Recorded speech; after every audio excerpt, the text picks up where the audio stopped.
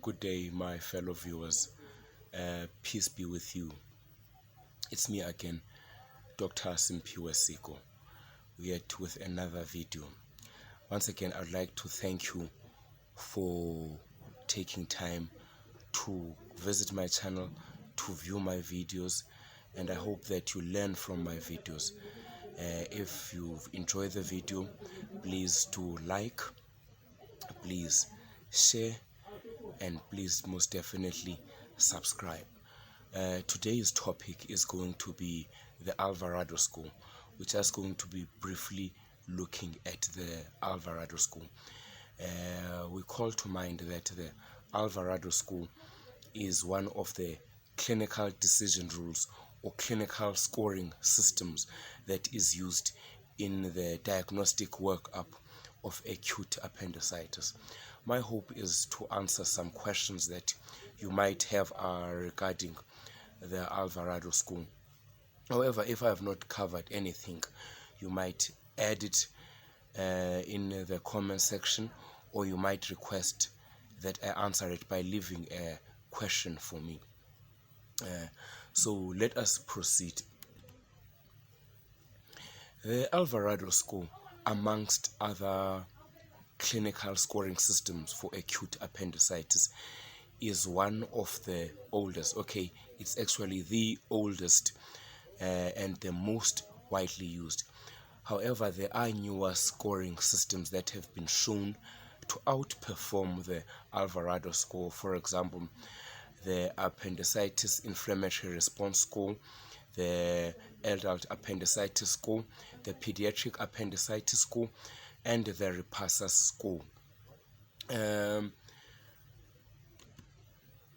So now, in my previous videos, I did mention that the clinical scoring systems have got three broad categories. It's the same thing with the Alvarado score. There are three broad categories with sub-categories or sub-criteria, if you may. So what are these three broad categories for the Alvarado scores? It's 3 symptoms, 3 signs, and 2 laboratory tests or biochemical markers that are conducted in the diagnostic workup for acute appendicitis. So let us focus at category 1, that is the symptoms. So I'll start with the most common one amongst the symptoms of acute appendicitis, anorexia. It gets 1 point. There's also migratory right iliac fossa pain. This is a pain that is described that is migrating from the umbilicus to the right iliac fossa. It gets also 1 point. Then the last symptom is nausea and vomiting. Nausea or vomiting. It gets 1. So if the patient reports nausea, they get 1, or if they report vomiting, they get 1. So to summarize the first category of the Alvarado score is that there's 1 point for each symptom. So now let us look at the following category, category 2. This is now signs. So tenderness, the first one is tenderness in the right iliac fossa. It gets 2 points. It's a common sign that it's occurring so commonly to the point that when the scoring system was composed, it was decided upon that it should receive 2 points. Rebound tenderness in the right iliac fossa gets 1 point and considered by most people to be a late sign. Low-grade fever, this is a fever of 37.5 degrees Celsius and above, gets 1 point. Also, with that being said, a high-grade fever should just make a person to be suspicious of another pathology. For example, a ruptured appendix, or just to think of another more infectious condition. Just to quickly recap, category 2, that was science. So it's 2 for it's 2 for tenderness in the right iliac fossa. It's 1 point for rebound tenderness in the right iliac fossa, and it is 1 point for a low-grade fever. So we look at the third category. This is laboratory tests. So here we're looking at leukocytosis greater than 10,000.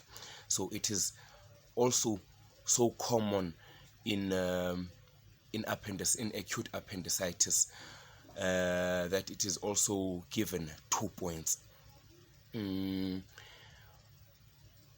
The next sub-criteria in category 3 is left shift that is identified on a peripheral smear. So if you get blood work results reporting a left shift on the peripheral smear, that is 1 point.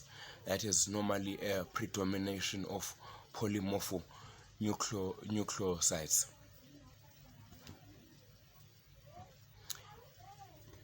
Now, the scoring, we go to the scoring and risk classification or risk stratification of patients.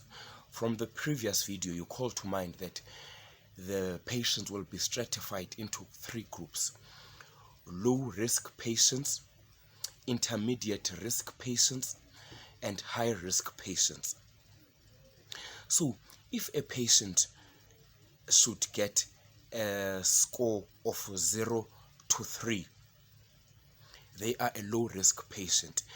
Call to mind, we are still talking about the Alvarado score. So the scorings in a different type of scoring system, the point allocation in another scoring system will be different. For example, in the adult appendicitis score, so the stratification according to the score will be slightly different to the Alvarado score. So once again, a patient who scores between 0 to 3 points is a low risk patient. So what does this mean to the physician? Patients who are low risk, 95% of them usually are negative for appendicitis. So these patients can be treated as outpatients. They can be treated on outpatient basis and to return if the symptoms do not improve. Now, patients scoring between 4 and 6 are classified or stratified as moderate risk patients. 35% of these patients will be positive for acute appendicitis. So these patients, obviously, they are going to need further workup. So they must be admitted, observation need to be repeated, and certain examinations must be repeated. And most importantly, they will need further imaging, either by ultrasound, CT scan, to assist the treating team in decision making and in diagnosing appendicitis. So the third group is high risk patients, patients scoring between 7 and 10. Call to mind that in the Alvarado score, the highest score that a patient can get is 10. So it's between 0 to 10. So the total possible score that a patient can get is 10 points. So high risk patient, what does this mean? 75% of these patients will be positive for appendicitis. So these patients usually require urgent surgery, to be an appendectomy, to be more specific. That is a male patient. However, in a female patient, depending on which center or setting you're working, the approach is slightly different, it is advised that a diagnostic laparoscopy with appendectomy should be attempted. Not attempted, performed is a better way of putting it.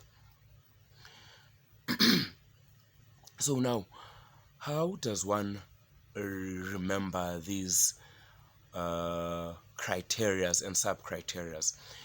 A mnemonic has been provided for both qualified persons and medical students to remember this scoring system. I'm sure most of you have heard of the MANTRELS scoring system. MANTRELS scoring system and the Alvarado score is the same thing.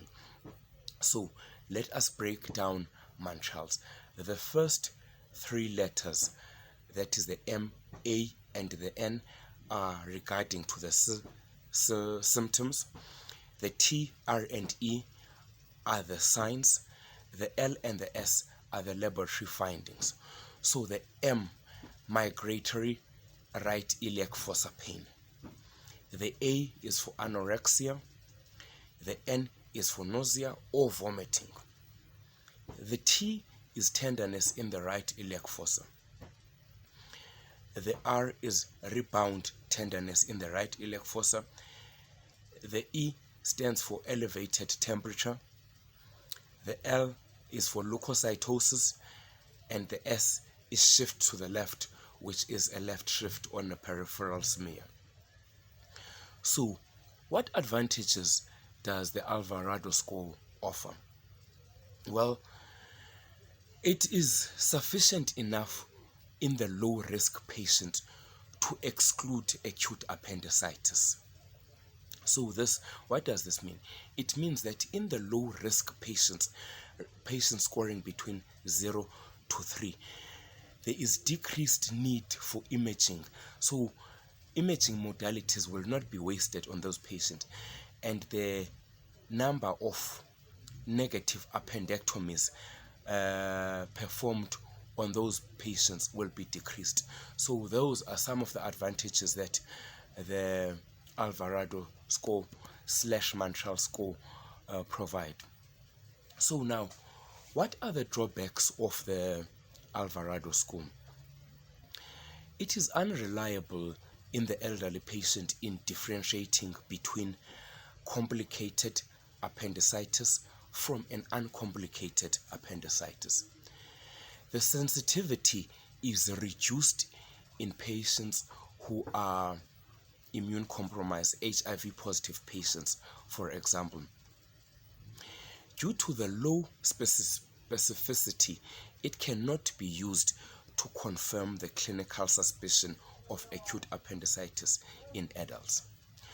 So that concludes our talk on my video for today.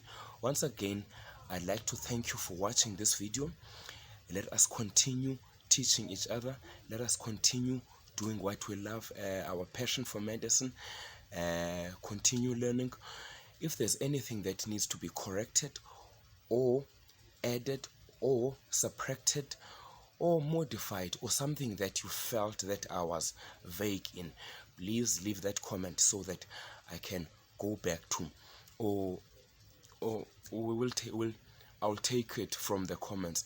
Or if there's another topic pertaining to the videos that I've presented that you would also like me to present, for example, that you felt that I've touched a certain aspect but I have left out more important aspects, please do highlight that in the comments so that I can go back and revisit my work.